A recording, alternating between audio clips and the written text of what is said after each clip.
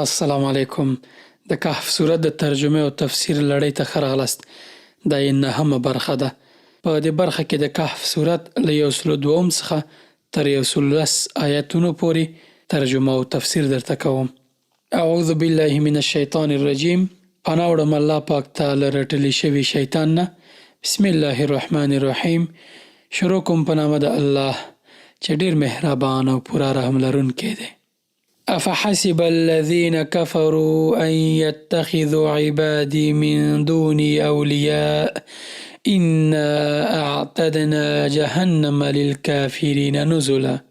أفحسب الذين كفروا أي دغه خلق چې کفر یې غوره کړی دی أن يتخذوا عبادي من دوني أولياء دا یې ګڼلې ده چې له ما څخه پرته زما بندگان خپل کار سازان ونیسي.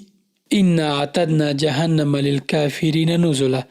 موږ د دغسې کافرانو د میلمستیا لپاره دوزخ تیار کړی دی. دوی به هلته ورځي. د دوی د ورتګ ځای دوزخ دی. یعنی آیا منکرین داسې ګمان کوي چې زما د خاصو بندگانو یعنی مسیح علیه السلام، عزیر او روح القدس علیه السلام او د فرښتو د عبادت کولو په سبب به دوی خپل ملاتړ او مرستې ته چمتو کړي؟ نه، هیڅکله داسې نشي کېدی. دوی د الله پاک خاص بندگان دي، خو د دوی عبادت کول او الله پاک سره د دوی شریکول دا کفر دی. الله پاک د داسې خلکو دپاره سخت عذاب برابر کړی دی. قل هل ننبئکم بالاخسرین اعمالا. ای محمد صلی الله علیه وسلم دوی ته ووایه آیا موږ تاسې ته وښیو چې په خپلو عملونو کې تر ټولو زیات ناکام او نامراده خلک څوک دي؟ څوک دي؟ وسې وایي الذين ضل سعيهم في الحياة الدنيا وهم يحسبون أنهم يحسنون صنعا. الذين ضل سعيهم في الحياة الدنيا هغه کسان نامراد او تر ټولو زیات ناکام دي چې په دنیایي ژوند کې هلې ځلې له سمې لارې منحرفې شوي، یعنی دوی بې لارې شوي دي. د دوی زحمت عیب شوی دی. کوم زحمت چې دوی دنیا کې ایستلی هغه عیب شوی دی. وهم يحسبون أنهم يحسنون صنعا. او هغوی داسې انګیرلې ده چې د هغوی ټول کړه وړه ښه دي، یعنی دوی غلط کارونه کوي، د دنیا ژوند دپاره هلې ځلې کوي، فکر کوي چې همدا نو تر ټولو آخري هدف دی او قیامت یې له پامه غورځولی، فکر کوي داسې انګیري چې همدا نو بس دی، همدا کفایت کوي. یعنی د قیامت په ورځ به تر ټولو څخه هغه کسان ډېر زیانمن وي چې د دوی ټول فعالیتونه زیار او هلې ځلې یوازې د دنیا لپاره وي او د آخرت فکر ورسره نه وي. د دوی ټول هغه عملونه چې دوی فکر کاوه چې دوی تر ټولو ښه خلک دي او ښه کارونه کوي، د دوی ټول عملونه او نیکي به دوړه وړه شي. فجعلناه هباء منثورا. د دوی د ټول کړه وړه به دوړه وړه شي، ګرد به شي، ځکه د دوی اصل چې اسلام او پر الله تعالی ایمان دی دوی نه درلود او ټولې هلې ځلې د دنیا لپاره وي چې دوی یهود او نصارا دي یا نور هغه کسان چې تر دوی بدتر دي. أولئك الذين كفروا بآيات ربهم ولقائه فحبطت أعمالهم فلا نقيم لهم يوم القيامة وزنا. أولئك الذين دا کسان دي کفروا چې کفر یې کړی او بآیات ربهم د خپل پروردګار له آیاتونو منکر و دوی، ولقائه او د الله پاک سره د ملاقات نه دوی منکر و، دا باور یې نه کېدو او په دې ایمان نه درلود چې دوی به له الله پاک سره د الله پاک په حضور کې دوی ودرېږي او الله پاک ته به حساب کتاب ورکړي. فحبطت اعمالهم، نو له همدې کبله د هغو ټول عملونه به بیزه شول، بیکاره شول، بې فایدې شول، دوړې وړې شو، ګرد شو. څه کارونه چې کړي وو، په کوم نومونو چې کړي وو، هغه ټول عیب شو. فلا نقیم لهم یوم القیامة وزنا. د قیامت په ورځ به موږ ورته څه وزن ور نه کړو د هغوی عملونو ته، سپک به وي، هېڅ وزن به نه لري. یعنې د کافرانو د دوی نیکي، حسنات او ټول شیونه بې ارزښته کېږي او ضایع کېږي او په ابدي ژوند کې له سره په کار نه ورځي چې دوی هلته پرې له دوزخه بچ شي. ذلك جزاؤهم جهنم بما كفروا واتخذوا آياتي ورسلي هزوا. ذلك جزاؤهم جهنم بما كفروا. دا هغو سزا دوزخ دی د هغه کفر په بدل کې چې دوی غوره کړی وو. واتخذوا آیاتي ورسلي هزوا، او د هغو ملنډو په بدل کې چې هغوی زما په آیتونو او زما په پیغمبرانو پورې وهلي. الله پاک دوی ته وایي چې د دوی جزا اوس جهنم ځکه دی چې دوی به زما په آیتونو او زما په رسولانو او زما په پیغمبرانو باندې ریشخند و او ملانډې به یې وهلې، سپکې سپورې به یې ورته ویلې. یعنې هغه مسخرې او ټوکې مو چې کولې اوس یې خوند وڅکئ چې دوزخ دی. ان الذين آمنوا وعملوا الصالحات كانت لهم جنات الفردوس نزلا. ان الذين آمنوا، خو پاتې شول هغه کسان چې ایمان یې راوړی، برعکس د کافرانو.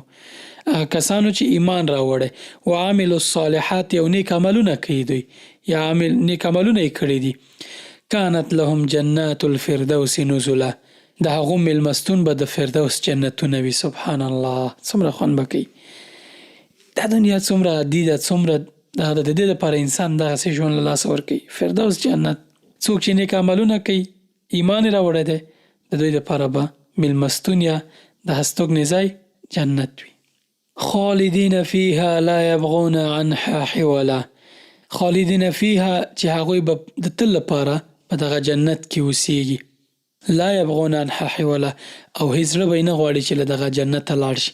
یعنې جنت الله پاک دومره ښکلی کړی، دومره یې په نعمتونو باندې مالامال کړی دی چې جنتیان کله ورځي د دوی به هیڅ زړه نه کېږي چې بل چېرته لاړ شي. ټول عمر به لا یتناهي ژوند په همدغو خوندونو مزو کې تېروي، نه به ستړي کېږي، زړه به یې ترې نه تورېږي، نه به ستړي کېږي او زړه به یې هم ترې نه تورېږي، ځکه چې هلته ټول نعمتونه شته دی.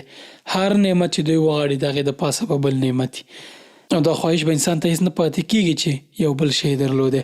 په حدیث شریف کې راځي، رسول الله صلی الله علیه وسلم فرمایي کله چې تاسو جنت غواړئ، جنت فردوس غواړئ، ځکه چې دا د لوړې او منځنۍ مرتبې جنت دی، او د جنت ټولې چینې له همدې ځایه سرچشمه اخلي.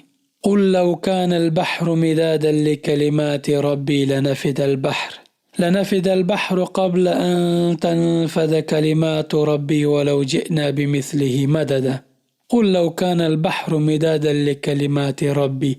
اوس ډیره جالبه خبره، ای محمد صلی الله علیه وسلم ووایه دوی ته، که سمندر زما د رب د خبرو د لیکلو لپاره سیاهي یا رنګ شي، لنفد البحر قبل ان تنفذ کلمات ربي، دا سمندر به وچ شي مخکې له دې چې زما د رب کلمې بشپړې شي. یعنې که څوک د الله پاک کلمات ټول ولیکي او دا ټول د سمندر اوبه رنګونه یو خلک پې لیکل کوي، د الله پاک کلمات پې لیکي، مخکې له دې چې کلمات خلاص شي رنګ به خلاص شي. ولو جئنا بمثله مددا، که همدومره سیاهي یا رنګ نور هم موږ راوړو لکه د سمندرونو د اوبه په اندازې، بیا به هم بسنه ونه کړي. یعنې قریشو د یهودو په لمسون او اشاره له محمد صلی الله علیه وسلم نه څو پوښتنې وکړې، د روح، د اصحاب الکهف، د ذوالقرنین په اړه پوښتنې وکړې. د دې صورت په ابتدا کې د اصحاب الکهف قصه الله پاک بیان کړه، د ذوالقرنین قصه مو شوه، د روح قصه په بني اسرائیل صورت کې ده. اوس د کهف صورت په پای کې الله پاک دا ښیي چې د الله پاک علم او حکمت، خبرې او کلام بې انتها دي.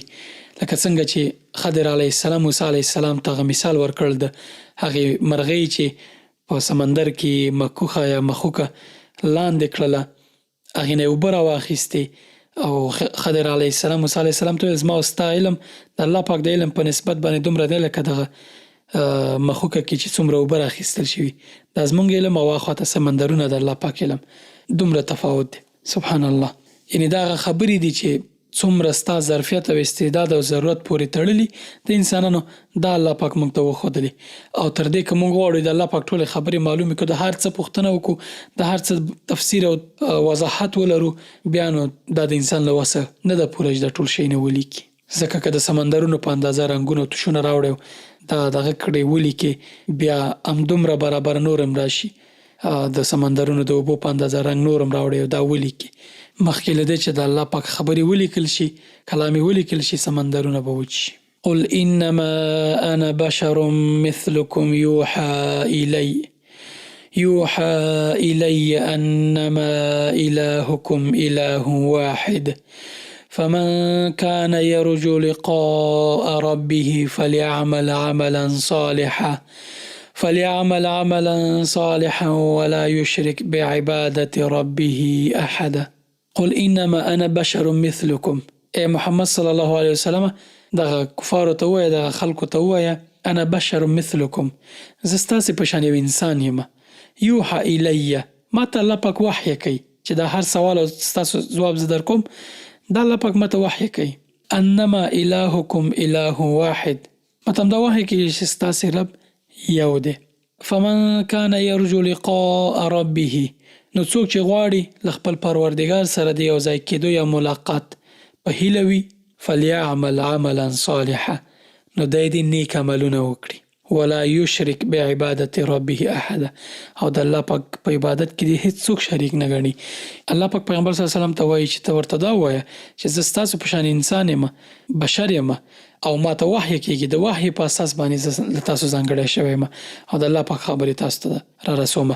نو څوک چې غواړي د الله پاک ملاقات وکړي دوه کاره دې وکړي، نیک عملونه دې کوي او عبادت کې د الله پاک څوک نه شریک کوي. یعنی الله پاک وایي دغه مشرکینو ته ووایه چې له تا نه د اصحاب الکهف او د ذوالقرنین او د روح او د نورو مسایلو په اړه پوښتنې کوي چې زه هم ستاسې په شان انسان یم، که د الله پاک وحی راته ونه شي نو معلومات له ځانه نشم درکولی، ما ته واحد را وحی کوي. نو اوس څوک چې غواړي له دغه ځواکمن مهربان رب سره ملاقات وشي نیک عملونه دې کوي او شرک نه دې ځان وساتي. ډیرو خوږو او محترمو دوستانو د کهف سورت د آیتونو تفسیر او ترجمه همدې ځای کې پای ته ورسېده. دا وروستی 119 آیت و. نو په دې هیله چې له دې لړۍ مو ډېر څه زده کړي وي او دا لړۍ تاسو ته ګټوره وي چې انشاءالله همداسې به وي. ما ته دعاګانې کوئ الله پاک دې موږ او تاسو ټول ته د نیک او خیر کارونو توفیق راکړي چې الله پاک مو جنت فردوس ته بوځي او له شرک نه مو د الله پاک وساتي. او تمت بالخير الحمد لله ثم الحمد لله تقبل الله منا ومنكم. السلام عليكم ورحمة الله وبركاته.